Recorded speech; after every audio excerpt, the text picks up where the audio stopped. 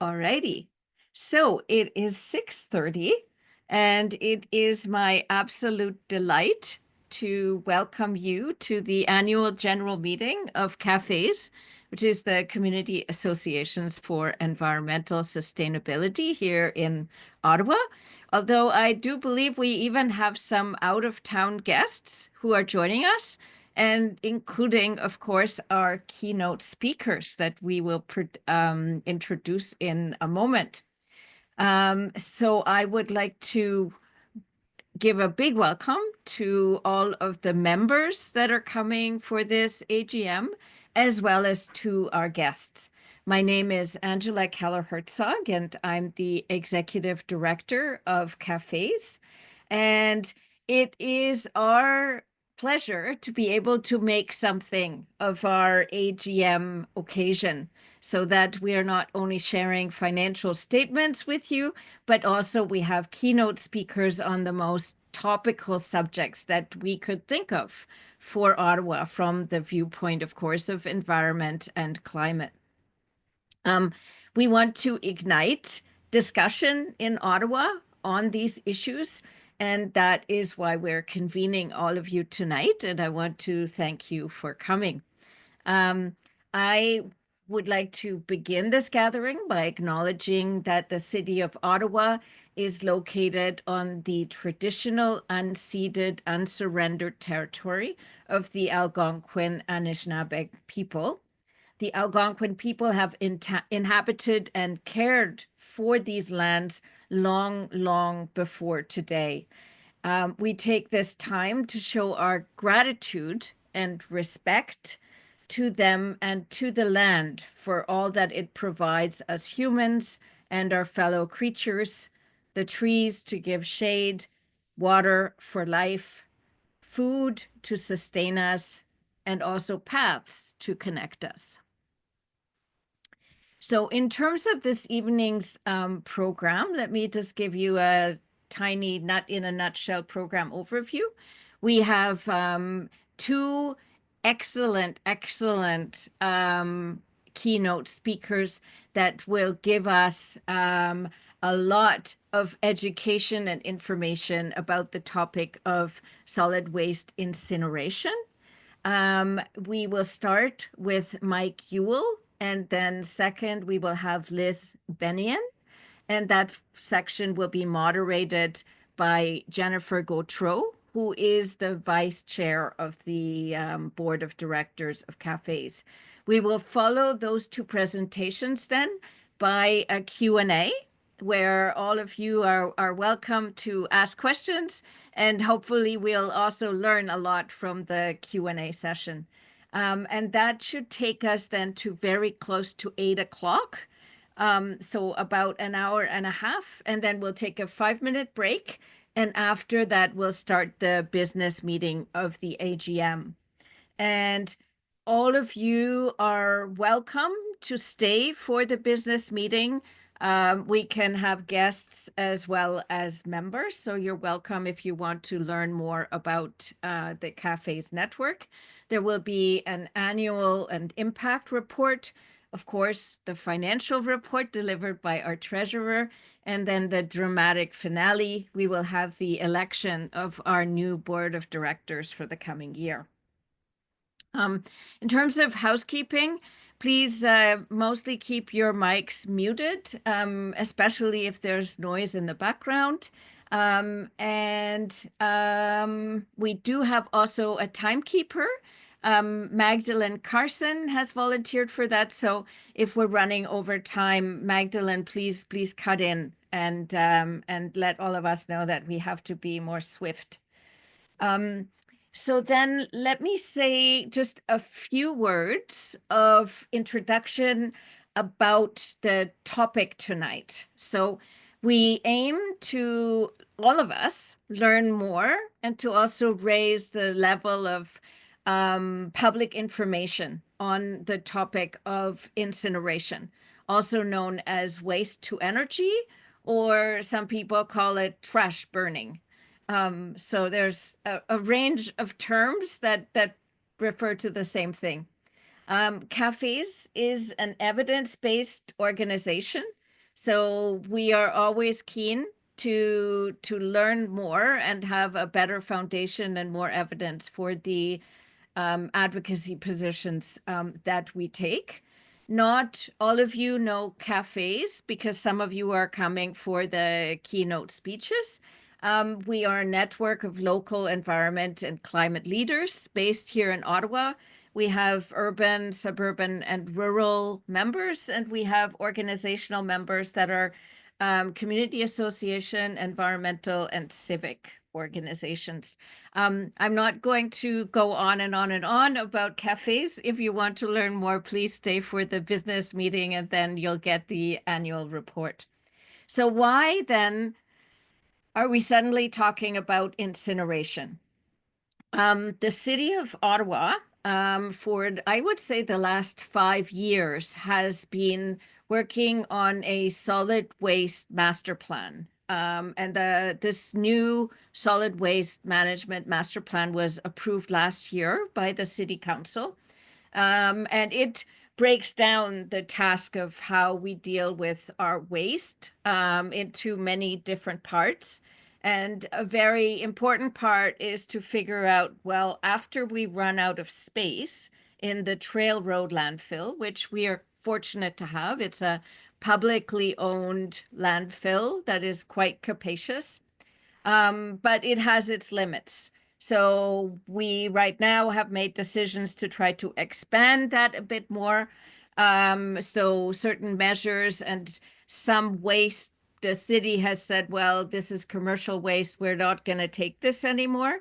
So there have been measures to expand the life of Trail Road, I think, till about 47, 48. So quite a ways into the future, but it will fill up and it will run out of space. So what then? What is the plan? What is the strategy? And to address that, there was a fast tracking of a feasibility study of options for landfill, mixed waste processing, or waste to energy. And that report should be coming to committee in a couple of months from now, so that basically we are on the cusp of a conversation about incineration in the city of Ottawa, where it will be very seriously considered.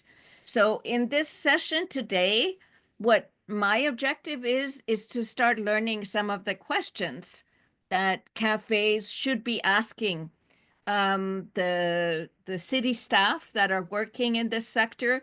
We should be asking at committee. We should be asking our local politicians, so that we can contribute to an informed choice and that we are aware of options, alternatives, risks, benefits, and the mitigation of risk. So with that little backgrounder, it's my pleasure then to turn it over to Jennifer Gautreau, who will be the moderator and who will welcome and introduce our very special guest speakers. Thanks, Angela, and welcome to everybody that has taken precious time out of their week to be with us tonight. We do appreciate that you're here. I am Jennifer Gautreau, and I'm the Vice Chair at CAFES. Unlike our speakers tonight, I don't know a lot about the topic of waste incineration, so I'll be learning right along with those of you that don't know much either. Before joining CAFES, I didn't really understand how important timing was for municipal issues.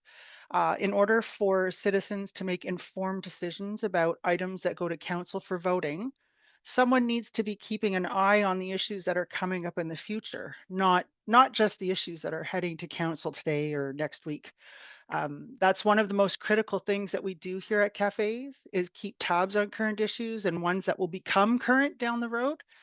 So you have the information and the time you need to go to your counselors, your family, your friends, and talk to them and let them know how you feel about an issue, to ask more questions, to get informed.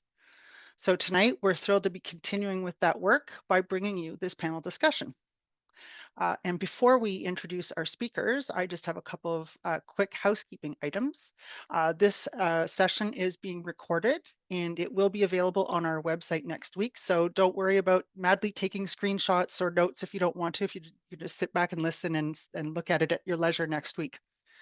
We're also going to be taking questions at the end of the second presentation. At that time, you'll be able to raise your virtual hand and we'll go in order that the hands go up. You'll also be able to post questions to the chat and we'll do our best to get to those as well. And lastly, a friendly reminder to stay muted unless you're asking a question.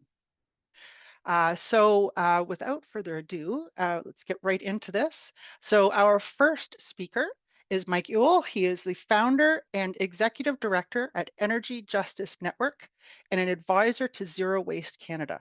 Mike has a long history of activism in this area dating back to the 90s. We are very, very lucky to be learning from his extensive experience. Thank you for being here, Mike, and over to you.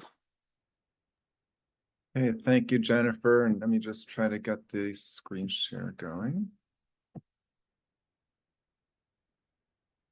Okay, can you all see that now? Great. Yeah. All right, so thank you again for having me. My name is Mike Ewall with Energy Justice Network. I'm based in Philadelphia, Pennsylvania, but currently in Florida and helping people fight incinerators here. And what we do is we work across the US and a little bit internationally, sometimes in Canada, to help people fight off dirty energy and waste industry facilities with a special focus on waste incineration. Here we go. It was already said in my intro, I'm an advisor to Zero Waste Canada, so just thought I'd put that in there in case you don't know where they are, you know where to find them. So earlier, I just heard someone talking about the different names for incinerators. And so I put this slide in here to let you know that there are a lot of different names you need to look out for. When I got involved, they were still calling it trash to steam. And then it evolved into waste to energy, then energy from waste. And just in the past year, the biggest company in the field in North America, Covanta, which is now rebranded Reworld as of last April, is now calling them thermomechanical treatment facilities. So if you see any of these names, they are the same thing. They're talking about trash incinerators, but I've heard them in their own industry conferences talk about how they don't like the I word because people know incinerators are bad and they don't know when they say things like energy from waste that somehow, we're not magically turning bad things like waste into good things like energy. There are a lot of other terms in here as well, so feel free to ask me about them and put questions in the chat or ask later. I won't get into every one of them right now, but just know that a lot of these are the same types of things, including some of the policy buzzwords like integrated, which is often used to mean a plan that includes incineration.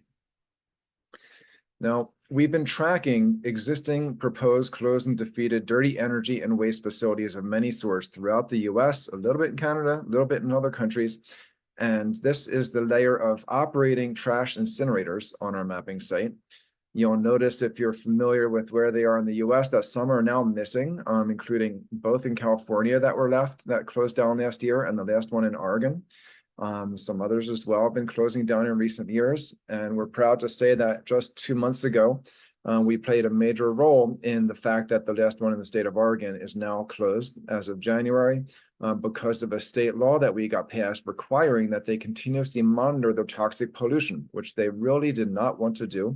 And their plant manager admitted that that is one of the reasons why they're closing down. There was also a study done last year of moss downwind of that incinerator, finding toxic metals at higher levels closer to the incinerator than further away. So some biomonitoring that was documenting the pollution issues that we all understand from common sense, that if they go out the stack, they don't just vanish, they end up somewhere like in the moss in Oregon. Now, the trend in the US has been that this industry is closing down. They have tried hundreds of times to build new incinerators in the US since the past 30 years, and only one has been successfully built next to an existing one. 0 have been built next or built at new locations in that time because people or their own economic weight stops them every single time. So we're down to 62, and I'm working on getting that number down to 0, and happy to help you, those of you in Canada, make sure to do the same in your country. Now, the lifespan of these incinerators is getting, well, the life of the current operating ones is getting older as they age because they're not building new ones. There were 54 that were closed down in the US since 2000, and their average age at closure was just 26 years old. And yet most of them in the US now are in their mid to late 30s. Some are now even over 40 years old, well past their prime. And we expect that a lot of these will be closing down of old age, if not burning down, like the one in the county I'm sitting in right now in Florida did 2 years ago in a 3-week-long fire. Now, a lot of the promoters of incinerators like to point to the newest, so supposedly greenest facilities. So in the US, that would be the second one they built in West Palm Beach in Florida. And in Canada, the only one they've managed to get away with building in the past couple of decades that I'm aware of is the Durham York Energy Center.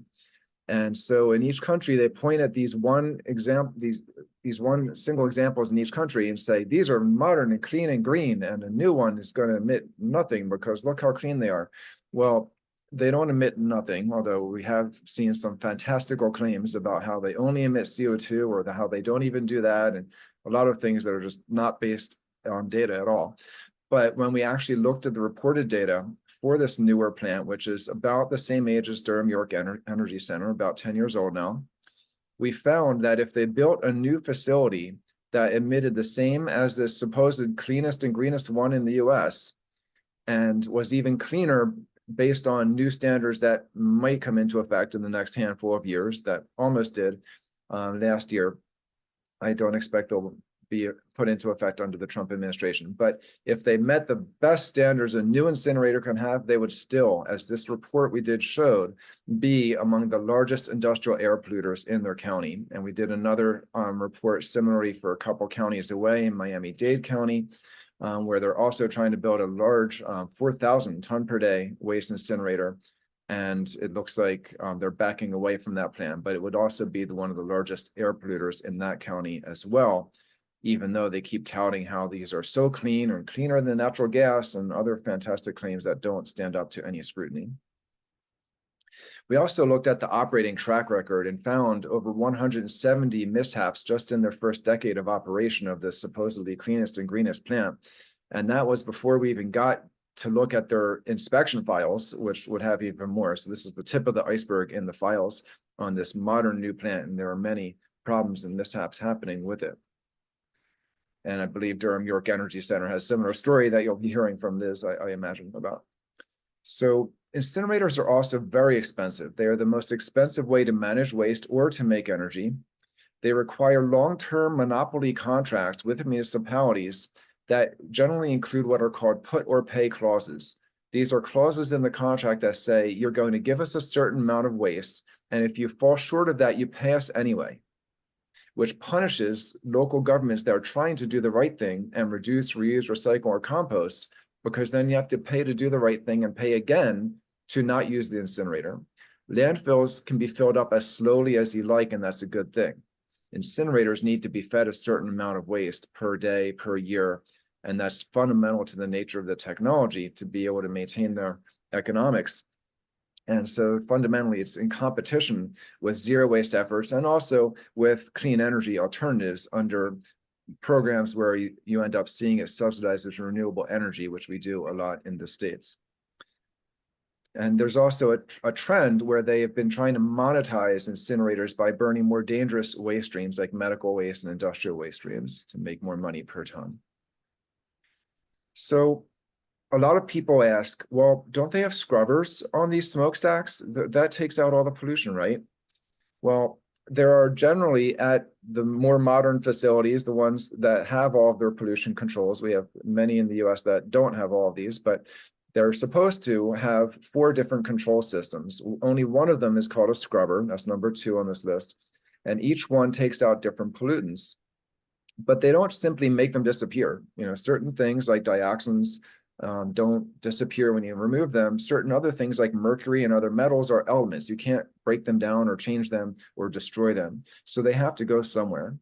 And what we find is that air pollution controls are a very expensive part of an operation, that the controls don't catch all the pollutants. They catch some of them, But what they do is generally transfer a lot of it to the ash, making the ash more toxic. And each of these requires materials like the limestone they put in the scrubbers. You have to have a limestone mine somewhere to get that. You have to have fracking to get the natural gas for the NOx controls, which are number 4 on here, the nitrogen oxide controls. So there are impacts with all these control systems as well. Now, a lot of people understand that coal power plants are basically the dirtiest form of power that you can have. That's fairly undisputed when you compare it to other fossil fuels, for example. But when you compare it to trash burning, when they've been making in the industry sometimes claims as crazy as one I just heard this past week, where they say they're cleaner than natural gas burning, which is not even remotely true. They are actually dirtier than burning coal for most major air pollutants. And that's even though these trash incinerators have more pollution control systems on them than coal power plants generally do, at least in the US where we compare this data. Now, the smokestack story, as I call it, to debunk that a bit, we hear a story a lot and they say, basically, don't worry, we have continuous monitors, so we know what's coming out of our smokestack at all times, and will be rigorously enforced by environmental agencies. And so we'll stay within the limits, and the limits mean that it's healthy and safe.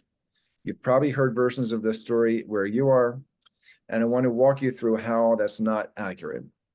First of all, they're not always within permit limits, and fines are generally not enough to change behavior.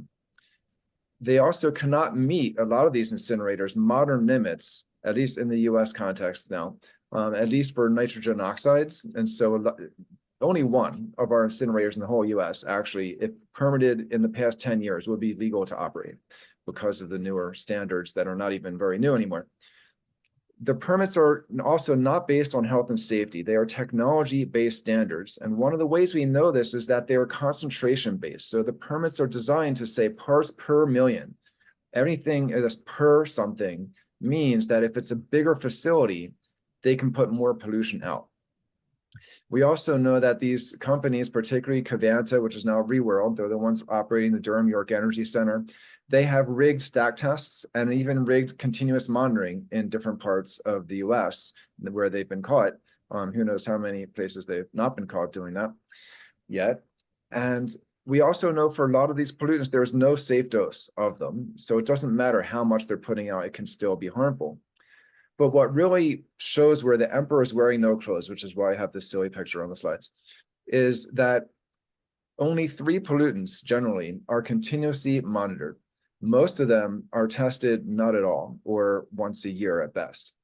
And the analogy I make is that if we regulated motorists, the way for speeding, the way we do most pollutants from smokestacks in the US, and I presume Canada is not too different, we would let people drive around all year with no speedometer in their car.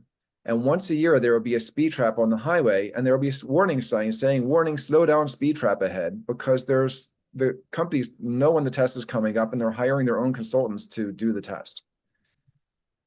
So there is the technology to continuously monitor many pollutants, but the laws are just not requiring this in permits. And that's something we've been pushing for. And that was part of our success in Oregon. When we did require it, they chose to shut down instead of actually disclose how much more pollution is really coming out of their smokestack. But we know in the case of some data that is out there that the actual emissions are far higher for certain pollutants than the once-a-year test indicates. And this is just showing what they typically do. This is from an incinerator in Hawaii. You can see a green is what they continuously monitor what in their permit. The yellow is once a year and the red are not at all. And we're trying to move that to the green column in policy that we're pushing. So the real issue is really landfills, not versus coal plants, but versus incinerators, or sorry, incinerators versus landfills. Of course, reality of it is that it's landfilling versus both, because you don't have incinerators without landfills, you have ash going to landfills, causing there to be smaller but more toxic landfills. Now, when you study this, and we've studied this with the most comprehensive model available, looking at 9 different criteria and the ability to add them all up in a monetized score to show you what I'm about to show you in these next slides. There are 2 places where I was involved in helping counties develop life cycle analyses for incineration versus landfilling in their areas. This one is in Montgomery County, Maryland. And you can see in the study that the incinerator, the climate impacts in blue are about twice as harmful as going straight to a landfill. But when you add up the heart attacks and strokes caused by particulate matter, the asthma attacks triggered by nitrogen oxide emissions forming ground level smog or ozone, the cancers and birth defects caused by the toxic chemicals released, and then others layered on top, it comes out to 3.2 times more harm than going direct to the landfill. And the same study found that when you look, this is just the greenhouse gas impacts now on this slide. In red, you see the impacts from the incinerator. In yellow, the 10 different landfills that we looked at. But the transportation impacts, which are in blue by truck or black if it's by rail, are very minor compared to the rest of the system. And so we see very common claims where they try to say, well, trucking all the way with dirty diesel trucks to a landfill is going to be far worse, all those trucking emissions, than if we just built an incinerator close to home. And that is not true at all. And you would have to drive a diesel truck from Eastern US out to California and back to get to a landfill if it was necessary to go that far, and it's not, to almost close the gap between landfills and incinerators. So there is no way you can actually justify doing an incinerator closer to home based on that basis. Another study in Delaware County, Pennsylvania, where we have the largest incinerator in North America, we found similar results showing the incinerator is far worse than going to the landfill, even after you subtract for the energy that displaces gas-fired power plants and the metal recycling from the ash that displaces the need to mine more metals, still significantly worse than going straight to a landfill. And in that study, now the previous ones were looking at per ton impacts. This is looking at the whole county's system now.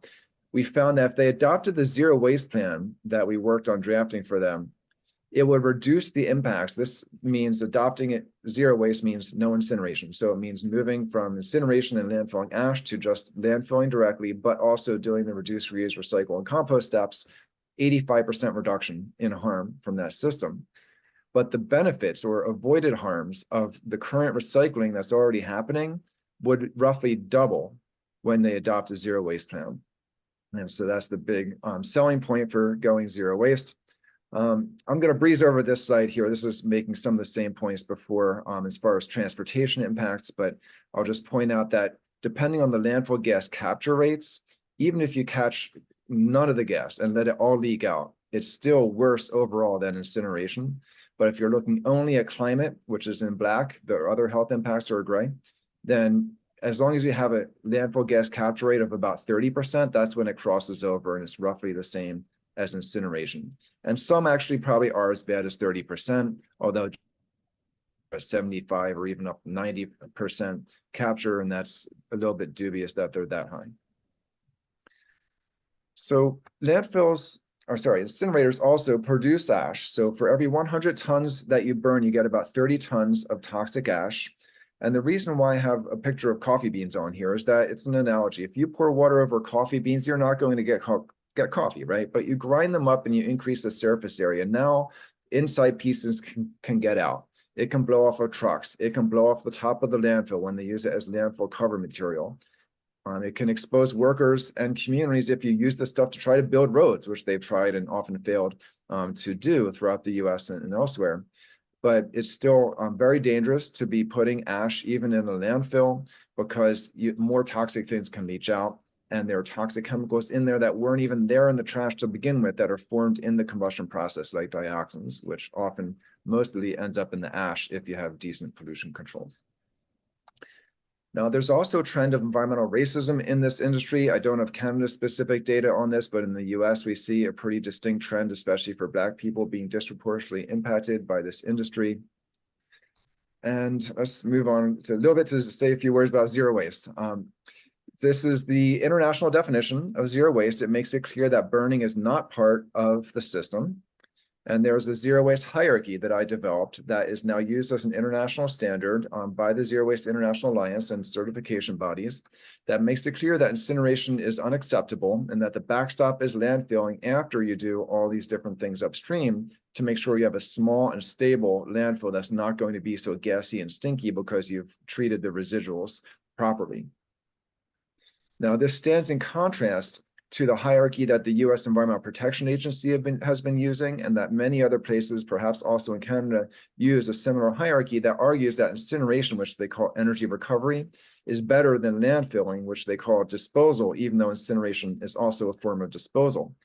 And when we challenged our federal government on this, EPA admitted to us 3 years ago now that they have zero documentation to back up their placement of incineration above landfilling. And they put a disclaimer on this hierarchy since July 2022, saying they're revisiting it, which is taking a while, but nonetheless is progress toward undermining this notion that somehow these scientists know best and that they have data to back this up, which they do not.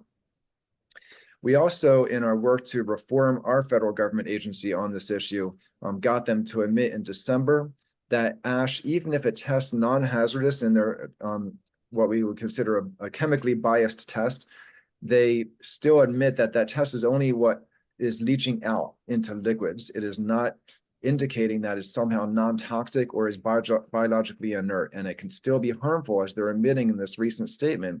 If you have people reusing it, if it's used in other contexts, it just is not something that is innocuous, as they often claim when they say we can build roads or other things with this stuff.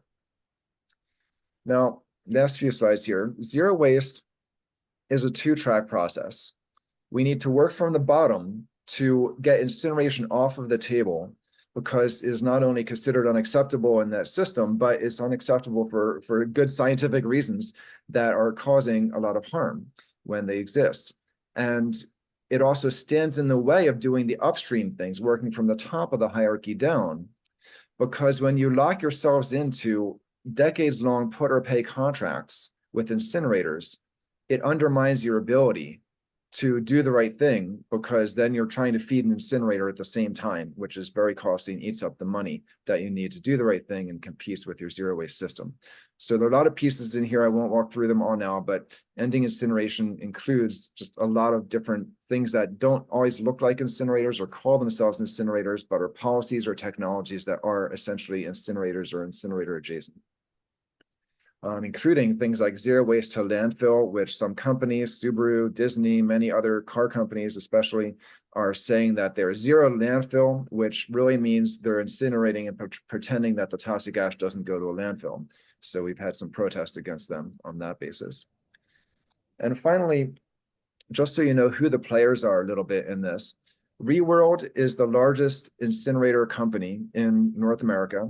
Win Waste is now the second largest. They used to be called Covanta and Wheelabrator. They changed their names. We also have a trade association called the Waste to Energy Association in the US, which has changed its name several times. But there are also industry-funded academics. And so you have WTERT operating globally now, not just in the US, that are funded by the incinerator industry to put out things like the scientific truth about waste to energy without anything disclosing that it's paid for by the industry. All the research by these scientists is paid for by the incinerator industry. And so is even information from nonprofits, like there's a Center for American Progress that put out a report saying incinerators are better than landfills, and they get money from Covanta every year, and you can find it on their website in the reports. And so the only pro-incinerator views that tend to be out there are ones that are funded ultimately by the industry. Anyone that takes an objective view of this and actually looks at the science will often come up with the more proper conclusion that it's actually the worst and most expensive and polluting way to manage waste or to make energy. So happy to field questions when it's time, and thank you all for having me. Thank you, Mike. That was really, really interesting, and you provided a lot of excellent information and data to digest. I'm sure we've all got lots to think about, and I hope everybody out there is formulating questions to ask Mike later on once we get to the question and answer portion. Yeah, I have lots of questions myself. I would probably take up the whole question period later, Mike, but we'll save time for other people. So again, thank you. And I think now we're going to move over to Liz. And so next we have Liz Benneian from, she is the founder of Zero Waste Coalition and is also the executive director and manager of education for Ontario Green Conservation Association. Liz brings her considerable depth of experience in this area and she has been fighting against incineration proposals for over 20 years.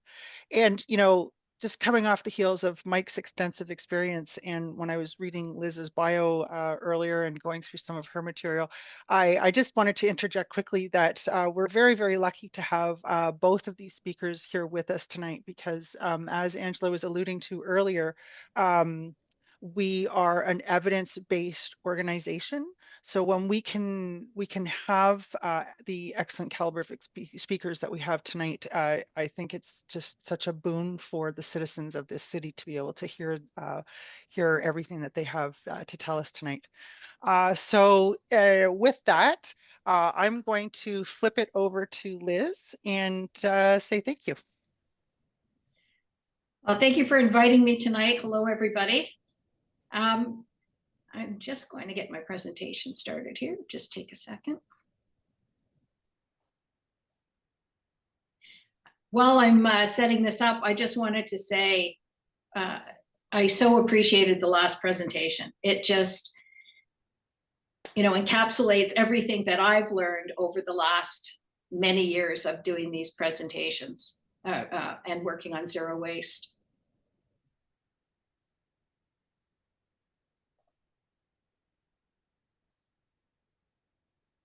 What is happening?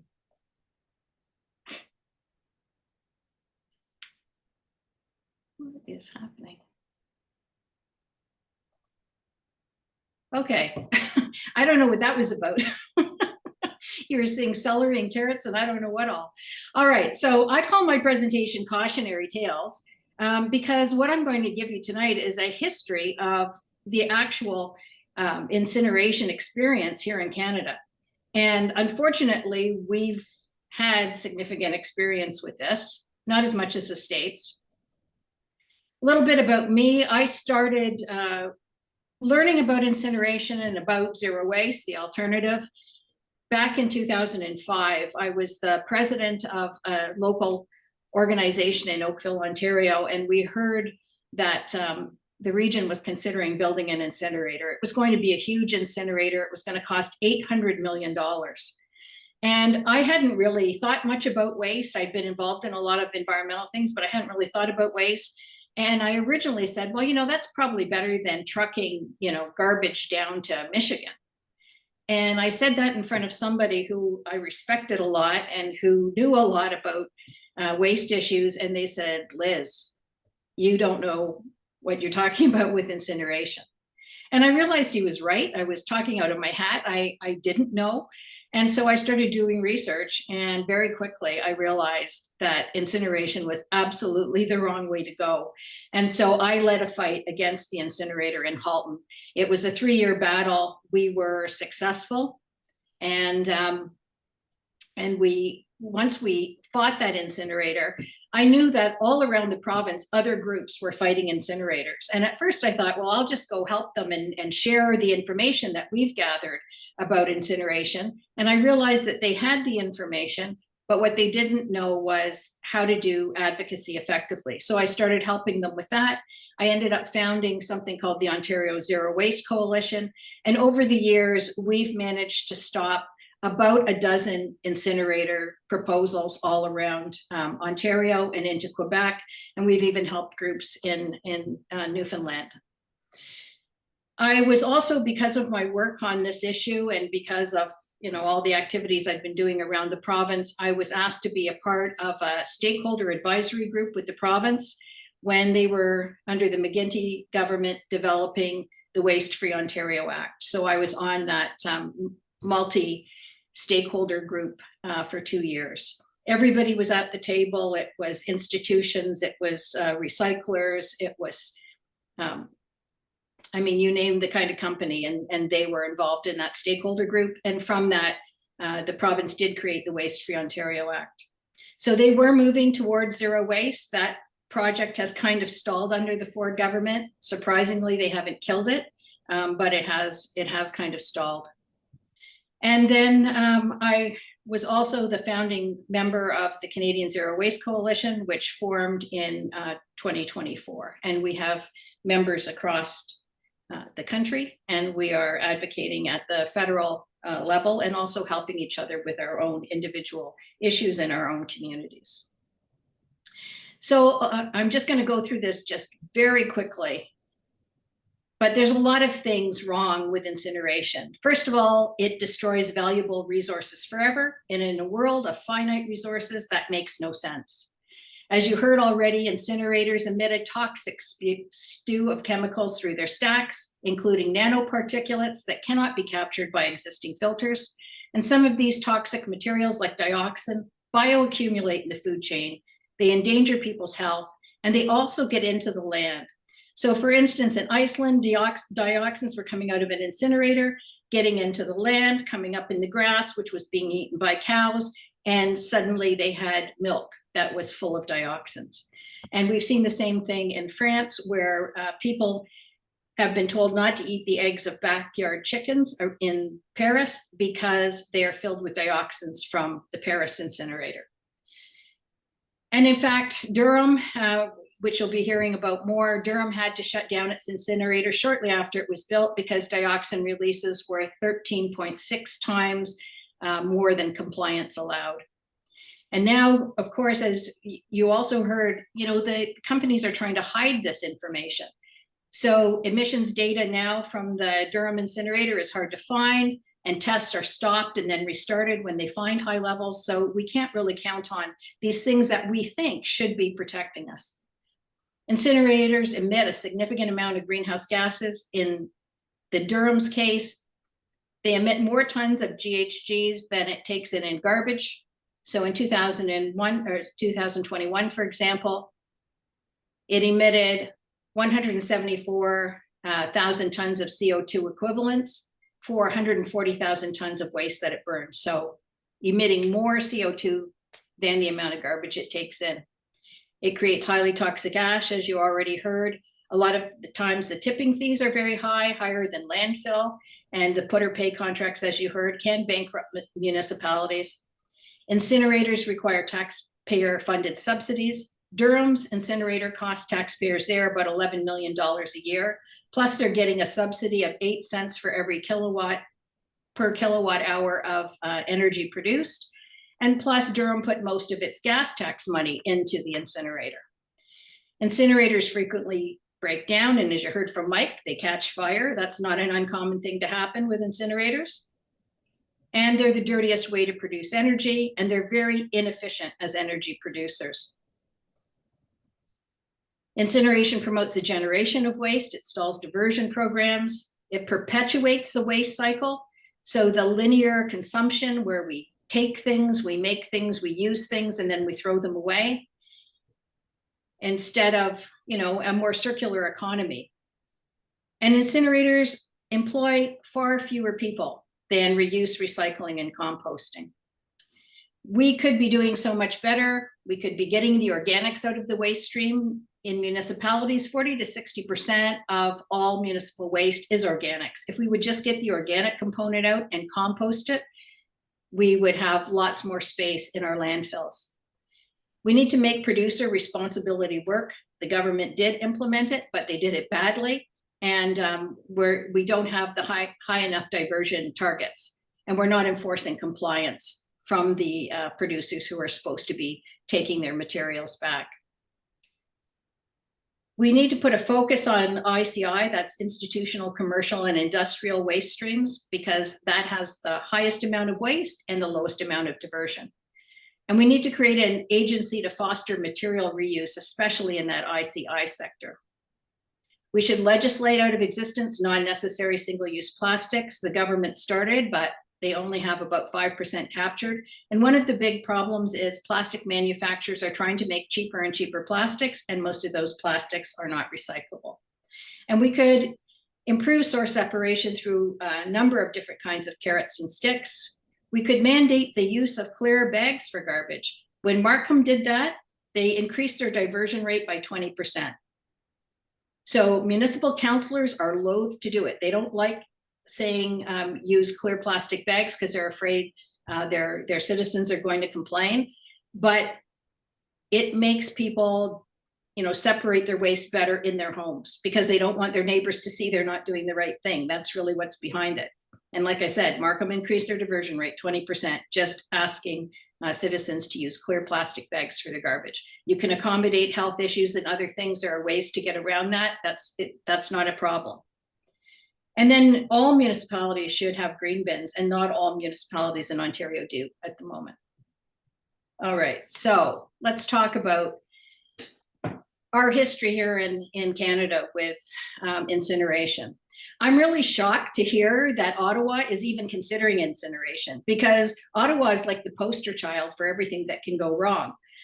So back in 2008, they built something called the Plasco incinerator. We refer to it as the Plasco fiasco.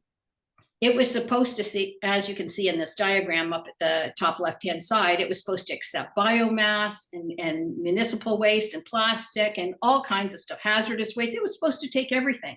And then it was going to magically turn all of this into some kind of gas that it could sell, some kind of syngas, and some kind of, I don't know, they call it plastic rock, but some kind of compressed something that could be used for something. That was the promise. And what the reality was is the plant was only in operation 25% of the time. It only processed 1/3 of the waste that it promised to process. It only ran continuously for 2 or 3 days at a time. 56% of the waste ended up as residual slag or highly toxic fly ash. There were 25 records of emissions non-compliance, so one for every day, every 11 days of operation. There were 13 spills. The engines for energy production only ran 13% of the time, and it was shut down in 2015.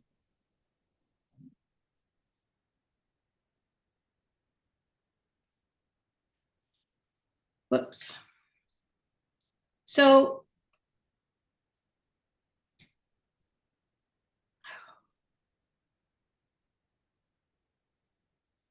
I don't know. I'm very sorry about this. My computer is giving me a hard time. Okay. So there were also big financial problems with Plasco. So there were a lot of financial losses. $9.5 million in federal grants were lost, $4 million in an Ontario interest-free loan, $8 million in an annual tax exemption that they got from the city of Ottawa, and $18 million an investment from the city of Blind River, which they lost when the thing went bankrupt. So it was really a money loser, but that wasn't the only loss. The city of Ottawa lost 9 years of time when the city could have been employing effective waste reduction and diversion strategies, and instead, they had this incinerator that lost a lot of money and never worked. Another incinerator project is Enerchem in Edmonton. And the promise was it was going to be a breakthrough technology that would make Edmonton a world leader in sustainable waste management.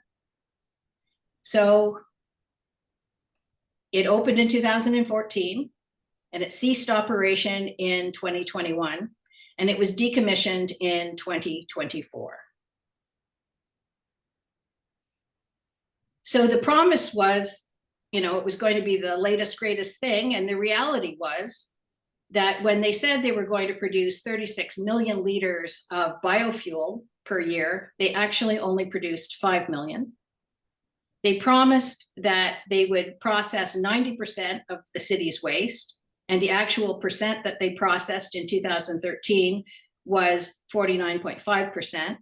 And then in 2016, 35.7%. So it actually got worse instead of better. And again, there was a big financial loss. $10.5 million in federal government money went towards it. 23 million from the province of Alberta went to it. 9 million from the city of Edmonton, plus 40 million from the city for a pre-treatment facility that they built. And it also cost the city $16 more per ton in tipping fees than the landfill had. And again, there was an opportunity lost of 14 years.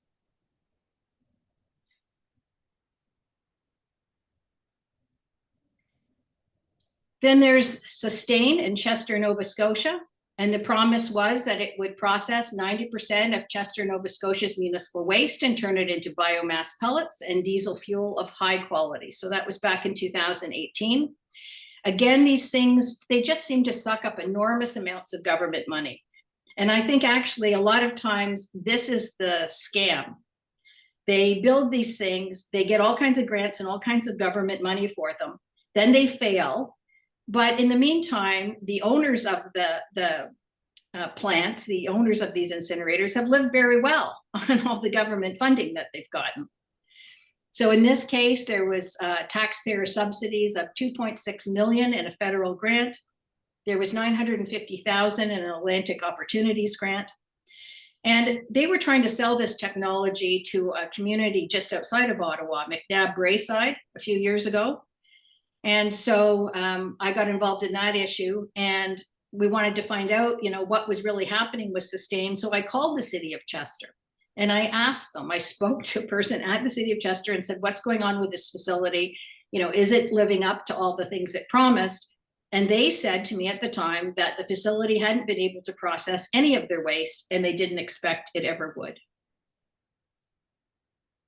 I've heard since that I looked at Sustain recently, supposedly they're selling some kind of syn fuel to Europe, but the only place I can see that is in industry mags. And what I've also learned in the 20 years that I've been fighting incinerators is you can't believe any of that because it's all promotional stuff from the companies. And if you dig a little deeper, it doesn't really exist. And then there was Elementa and Sault Ste. Marie, and the promise with that one, it was announced in January of 2014 that it would process 12,500 tons of municipal waste annually and produce enough energy for 10,000 homes. And in the reality, the city of Sault Ste. Marie pulled the plug after the costs climbed from the original estimate of 31 million to 55 million.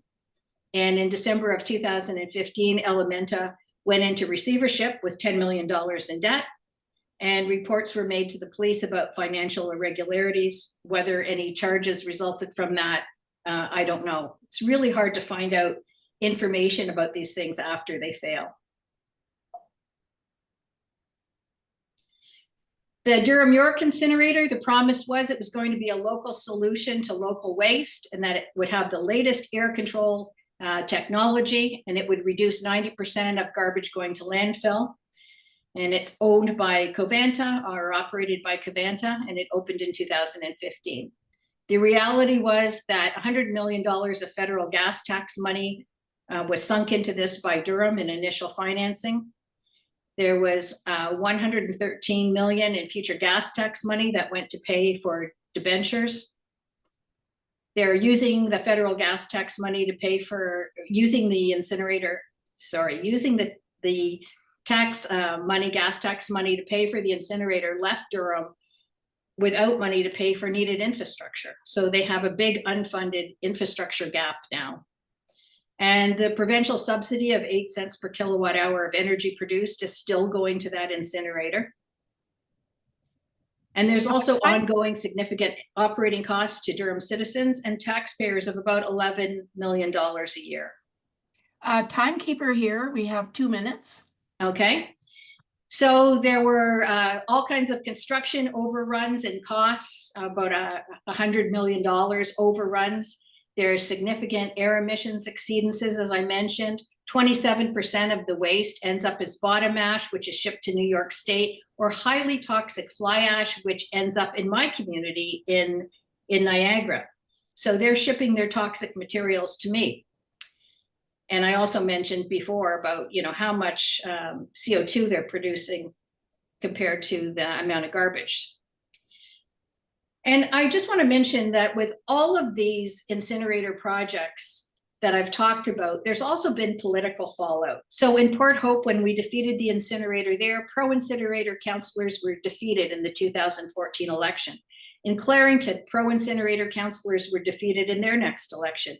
In Meaford, the CAO who had been promoting the incinerator, which was called Waste Away, he lost his job. In McNabb Braeside, the incumbent mayor, who was the incinerator's proponent, lost his seat to Mark McKenzie, who was the leader of the Citizens Anti-Incinerator Group. So there's political fallout to these things as well. So in conclusion, these cautionary tales from across Canada demonstrate waste to energy incineration projects pose significant human health, financial, environmental, opportunity, and political costs, and there are better solutions. And that's it. Thank you very much. Liz, thank you for that. That was absolutely fascinating and really hyper relevant for our area too. I learned a lot that will help me hopefully ask really important questions, the right questions down the road when the time comes of our city staff and our city politicians. Thank you both. Those were great, and there's so much rolling around in my head right now. Before we jump to questions, you should know that both Liz and Mike have generously agreed to share their email addresses. Therefore, if you have any questions that don't get answered or you want to dive a little deeper into this issue, you can shoot them a message. Those will be shared to you, I think, either in the chat. In some way, we'll get those email addresses to you. Now, just before we get started, I wanted to say before you start raising your hands, which you can go ahead and do right now, if you have questions, go ahead and start raising your hands. But first of all, I wanted to say, please limit your interactions to short questions. If you have a comment only, please put it in the chat, or we can take those comments a little bit later if it looks like the questions allow us for some time. Okay, so also just to note in the chat, there's Sarah Bell has put in some instructions on how to raise your hand if you aren't familiar with that. And so let's see, I don't see any hands raised yet. Oh, we have one. And before we do that, I wanted to sort of sneak in there and get a question, if I may. I was wondering about the statistics for transportation. When transportation is calculated in the stats, are the limestone and the limestone trucking miles put in there as well, or is that just related to trucking of the actual trash, the garbage? And either Mike or Liz, whoever wants to field that, I'm happy to have either of you answer that one. I'm sorry, I caught the second half of that. I was answering a question in the chat.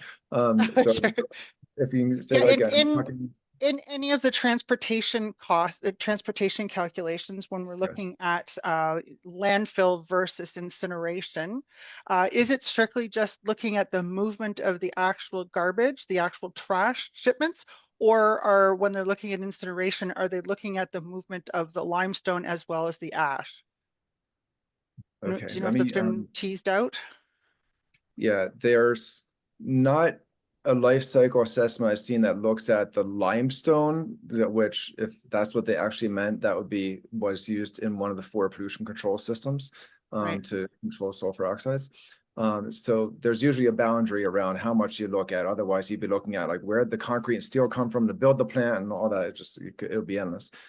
So it does look at the air emissions from the facility, air emissions from the trucking, including the in I think both of the studies I was showing, it also has the air emissions associated with truck or rail hauling of the ash to the landfill as well. So that is covered in the scope. Okay, great. Thank you. Okay, I think with that, we will start with the questions. And just a quick reminder, just quick short questions, please, as we get there. Okay, I see that we have Luis. Did I pronounce your name correctly? Is that Luis Fernandez? Go ahead. Oh, thanks for the opportunity. I'll be quick. Better than give my opinion, I'll give you what is being done as an example in Japan. In Japan, what's happening, and I know that because I live there. So you have waste called combustible waste and no combustible waste. So this is not in one city. This is all over Japan. The public opinion deeply accept incineration because Japan is a small island. Same problems they have, I can see happening in Ottawa. lack of space, and they use that since 1950. In 1990, they have problems with dioxins produced by plastic burning.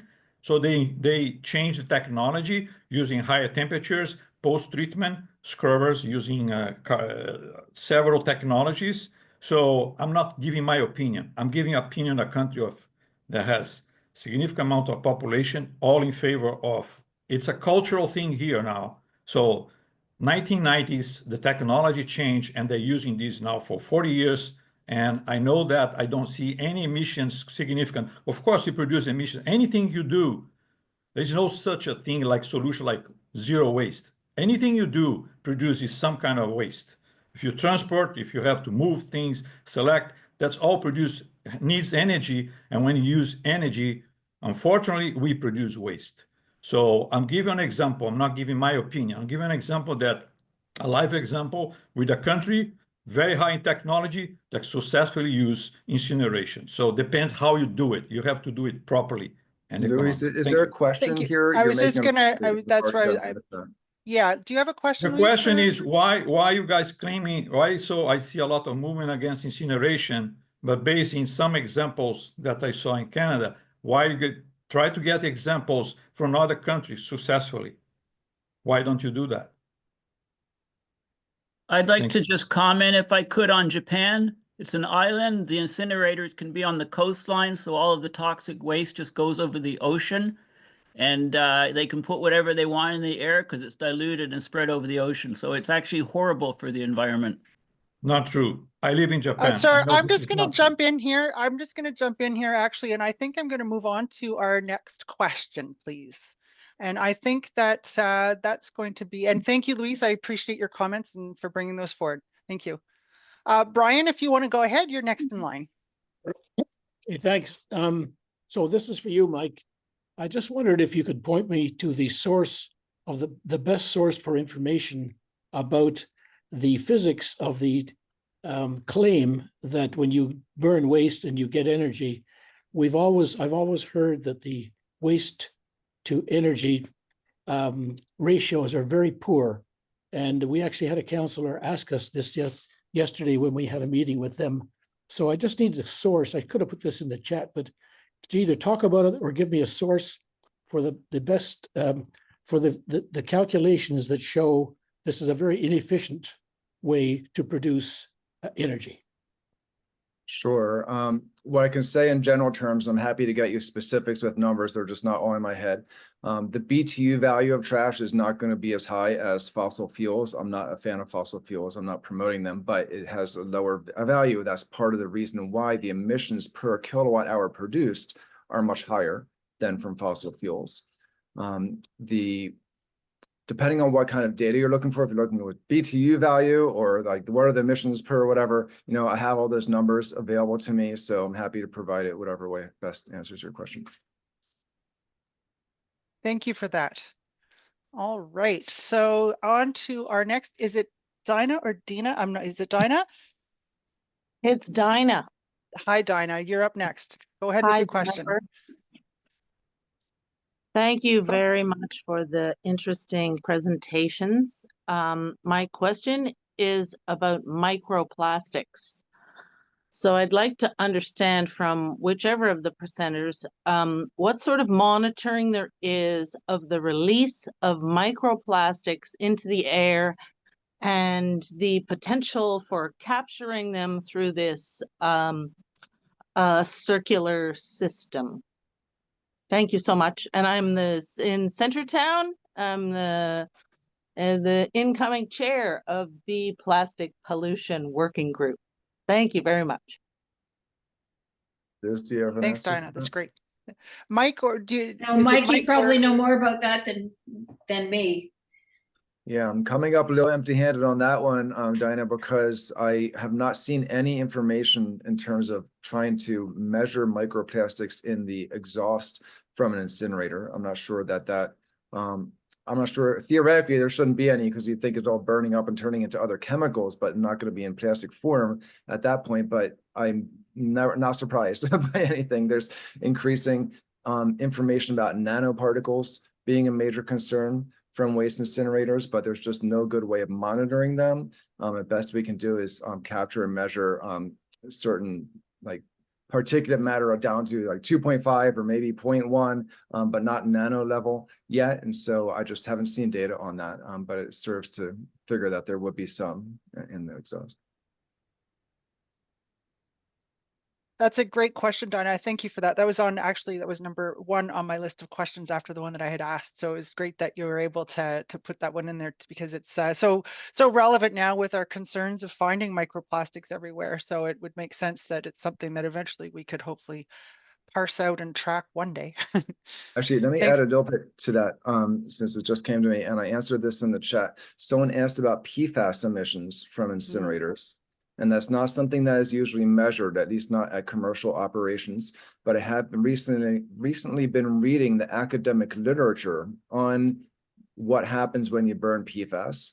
And the earlier studies, of course, funded by industry, argue that it's all destroyed and there's nothing to worry about. Well, then when they did tests outside of the lab and actually looked at real facilities like sewage sludge incinerators, they were finding significant amounts that are actually surviving incineration and coming out and being spread into the air. So that is perhaps adjacent to the plastics question or related. Sorry, perfect. Thanks, Mike. Appreciate that. Sherry Kelly, I believe you're next in line. Was your question for Mike or Liz? Oh, Sherry, are you there? Yeah. Is it? Oh, yeah. Yeah. There we go. Bill Kelly, I have Sherry sitting next to me. I was going to say, you don't look, I didn't think you were Sherry, but I saw the name, so go ahead. But I was, when I was told by Angela about this meeting, my first thought was oh, this is a NIMBY thing and not in my backyard thing. And, you know, I wasn't really that informed about, you know, these things that were being told here. And I'm just wondering, having a good understanding or better understanding now of what's going on with that. To what extent is it not a NIMBY issue in terms of like it seems like what we're talking about in terms of the toxins put out and such as that, those would tend to follow locally, and I understand you're getting stuff into Canada from US that isn't very local, but that I'm just wondering how is it that we can expand these conversations so that people like me who hear something like this and say, "Oh, that's a NIMBY thing," before they understand the facts, can understand that this is a bad thing for everyone everywhere. Sure, I have an answer for that, but I hope Liz can also jump in. I don't see her though. Where's she? So Oh, there you are. I think that, you know, we tend to talk about these things as purely environmental issues. And I think that's a mistake, because incineration is a terrible issue when it comes to the environment, but it's not just environment, it's also the financial costs. So people in your community who may not care a fig about the environment, once they understand what the costs of these things are financially to cities and the taxpayer money that gets wasted, then they pay attention. In terms of, you know, the effects of these things, it's not just immediate to the plant. It all depends how high the stack is, right? I mean, the pollution gets spread far and wide. And the important thing to talk about is how a lot of these chemicals that are coming out of the stacks, they bioaccumulate in the environment. So we're talking about long-term, multi-generational toxins that we're putting into the environment that are forever chemicals that will be there causing harm, you know, forever. So it's not a short-term, I don't want this in my backyard thing. It's a very long-term, if you're in a community and you care about your children and grandchildren, it's a long-term big issue. Mike? Yeah, Thank you. The study that I hinted at on one of my earlier slides from the Oregon study of metals found a lot of it was falling pretty locally within 1 kilometer, but they also detected significant amounts well beyond that, many kilometers beyond. And that's just metals, the heavier things that could be studied. They're the lighter chemicals like dioxins that travel as far as the Arctic. And when they studied where well, actually, initially, I think they were doing studies of PCBs a long time ago, and they thought they would find in breast milk they were sampling, they would find a control group in the Canadian Arctic where Indigenous people are living. And they figured, well, that's an uncontaminated environment. And they found the highest levels they have ever found, because some of these chemicals go through a process of global distillation and actually gravitate toward the poles. And so when they did a study of dioxins in North America, they found at 8 sites in the Canadian Arctic that the largest sources were trash incinerators in Harrisburg, Pennsylvania, and Ames, Iowa in the US, which had just outrageous dioxin emissions that were traveling very far. And as Liz pointed out, some of these bioaccumulate in the food chain. So it's not just where the pollutants reach, it's what animals they reach. And if you're ultimately eating them or their animal products, if you're not vegan, you're eating some of this. And 93% of your exposure to the most toxic chemicals known to science, which are dioxins, are coming from meat and dairy, which then, of course, those products are traveling as well in the marketplace. So no one is immune, no one's safe. It's not in anyone's backyard. Thank you. Lucas, it looks like you're next. Is your question specific to either Liz or Mike, or to either one of them? It could be either Okay. either of them, not too specific. Because given all the opposition from the places that was mentioned, what is the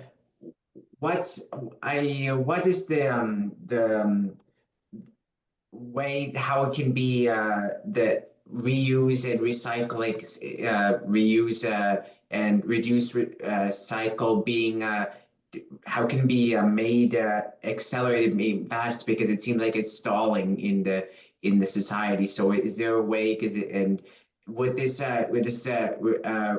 race diversion program that the city wants to do also with this instead of incineration, is there a way how to increase that diversion rate of that? Politicians care when they hear from their voters. That's how we've stopped incinerators, and that's how we've gotten communities focused on the zero waste hierarchy. So to answer your question in the simplest way, effective advocacy by citizens to their government is the way to put this on the agenda and the way to get change made. And the closer your contact to your decision makers, the more effective it is. So writing a letter or sending an email is great. But calling them on the phone, talking to them in person, even better, and joining together as groups where you're all speaking with the same voice on the same issues, that's more powerful than just individuals by themselves. So organizing and advocating effectively is the answer to that. Thanks, Liz. Mike, you're next. Thanks, Jennifer.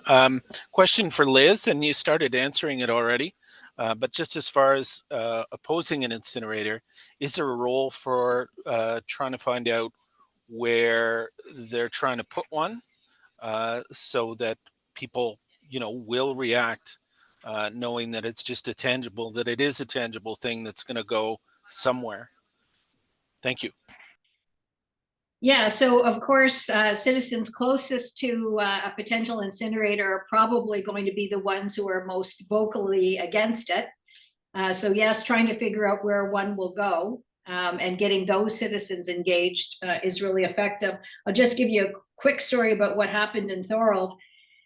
They were trying to build a new gas plant in Thorold, and we helped defeat that new gas plant. But what was really effective was one lone citizen who already lived near a heavily polluting industrial area, which is near where this new gas plant would go. And he stood up, and he was just a simple, ordinary citizen. And he said to the council, "I'm already coming out of my house and having ash fall on me.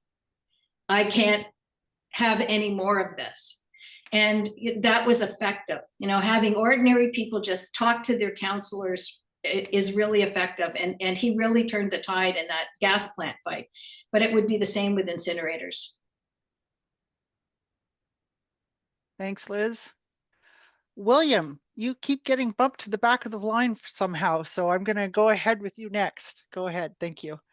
Yeah, thanks, Jennifer. And thanks very much, Liz and Mike, for these great presentations. Liz, I thought I caught at the beginning of your presentation, you mentioned something about a community having, evidence and data and those sorts of things, but hadn't really figured out how to advocate in ways that got the right solutions. I was wondering, you've mentioned like a couple specific cases, but I'm wondering if you could just reflect a little generally on exactly that question, how to go from having the right information to a good political outcome. So what I ended up doing,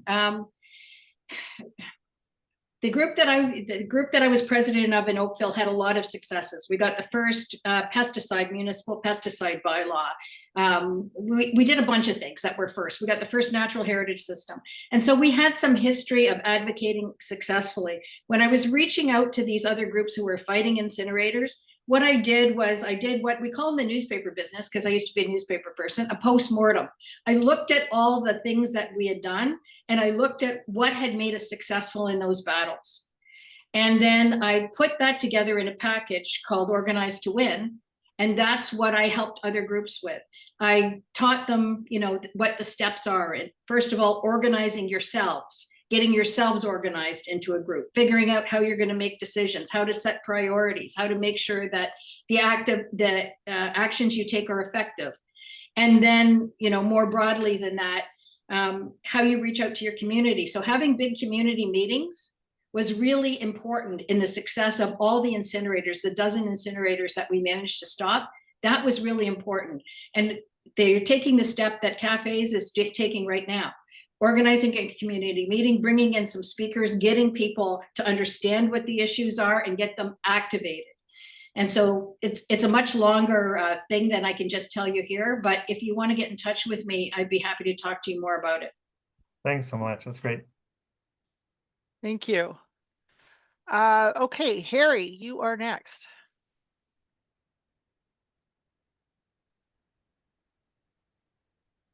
Hello, how are you, Jen? I'm good, Harry. Good to see you.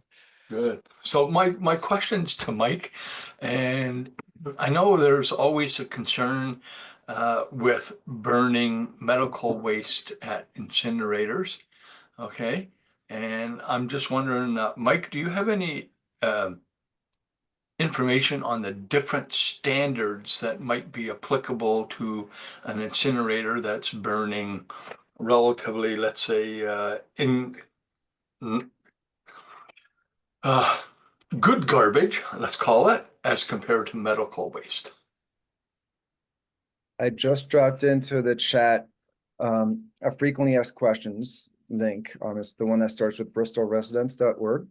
In Connecticut, we are fighting against a plan by Covanta, now Reworld, to start burning medical waste at an existing trash incinerator, which they're already doing at 3 other plants in the US. Well, now 2. One of them is the one that we just got shut down in Oregon. And the US standards for medical waste incineration are far more strict than for trash incineration, but there's a loophole that allows them to burn medical waste in trash incinerators and not be subject to those stricter standards. And so we've made a big issue out of that. And you'll find charts in that frequently asked questions document that actually compare the 2 standards, and you can see the huge difference between them. There's also a study that we recently found that is from China that finds that when you add medical waste to a trash incinerator, the toxic emissions do increase significantly, which is in stark contrast to the claims by Covanta that they find no difference between those 2 waste streams in their emissions. I'll see if I can find a link to that. I'll drop it in as well. Thank you.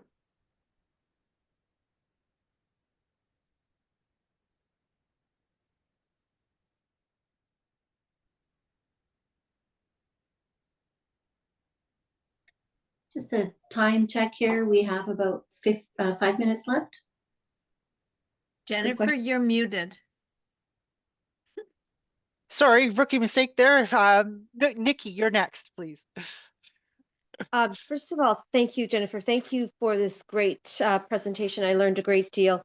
As I listened to the great presentations, I couldn't help but fear, and I think this is the topic I'm going to talk about very, very quickly, the fear of an incinerator for all the reasons that you mentioned, financial, health, emissions, all of those reasons, versus as a rural resident, I will say the fear of a new dump needing to be located in the rural area.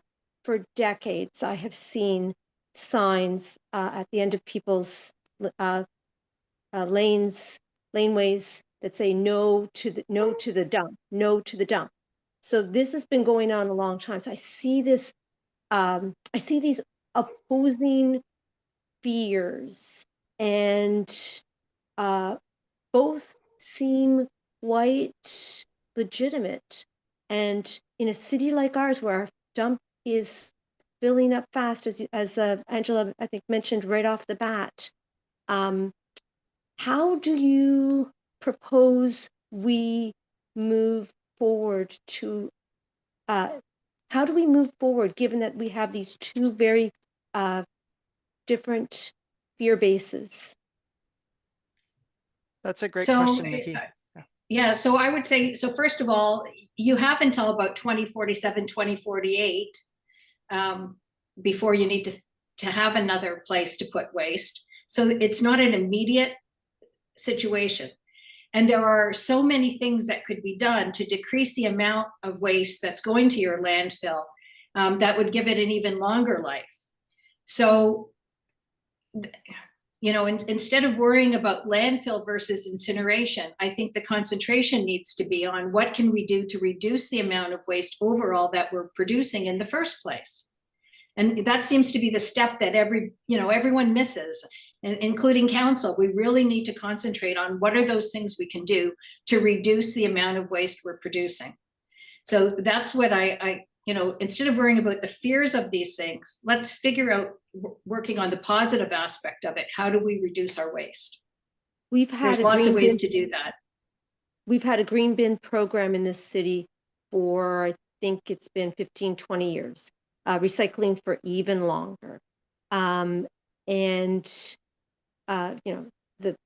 dump, is still at risk. So I think if somebody isn't as involved in city policy and city activities as many of the people on this call are, they may look at this situation and say, well, we've been doing everything that we can, and this dump is still filling up really fast. And I bet that they're going to want to put a new dump, not downtown, that's for sure. They're going to want to put it out here in the rural areas. And that's going to cause, I think, some, that's going to cause some difficulty for sure. Yeah. Great, so great points for sure, Nikki. Thank you for that. And I think I'm just we've only got a couple of minutes left here. So I think I'm just going to wrap up with a couple of comments relating to sort of tying into what a theme has been in the chat, also in the questions and in the presentations.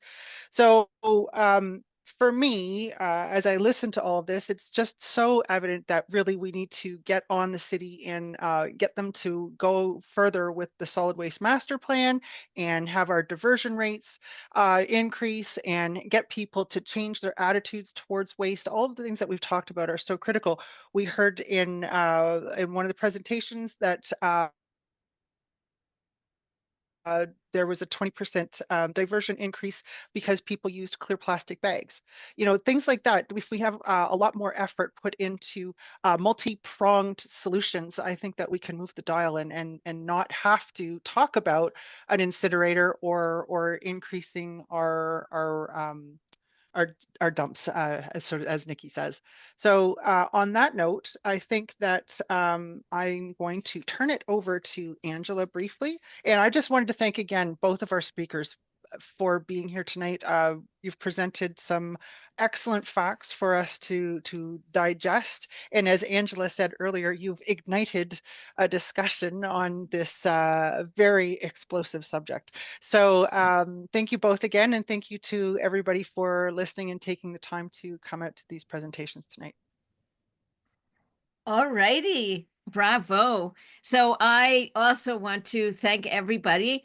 And actually, I want to give a special thanks to the persons that asked questions and made comments in the chat in favor of incineration. Because for us to have this discussion, and to learn what are the different viewpoints, what are the issues that we need to become informed on, that is actually very helpful. And in terms of learning from other countries, I think there was one comment that we should do that. So I think that it's wonderful that we can still have cordiality with the United States and learn from somebody that has a good perspective on what's been happening in the States for the last 20, 25 years. I should tell you, I tried to get European speakers, but they said that because it would be after midnight for them, that they weren't quite up to that. So maybe if you all donate to CAFES, then we can be rich, and then I can invite them with a very high fee to come see us at the next AGM and share with us information from Europe and maybe also from Japan. So thank you all. Now we are going to move to a 5-minute break. So I would invite all of you guys to get a glass of water, stretch yourselves, and I would encourage you to stay with us for our business AGM. We will be giving, actually, it'll be my job to give the annual report. And there'll also be time for questions. We have a couple of motions, and thankfully this year we are not doing any bylaw amendments. So none of that. Thank you very much. So let's take the 5-minute break and then start the next segment at 8 o'clock.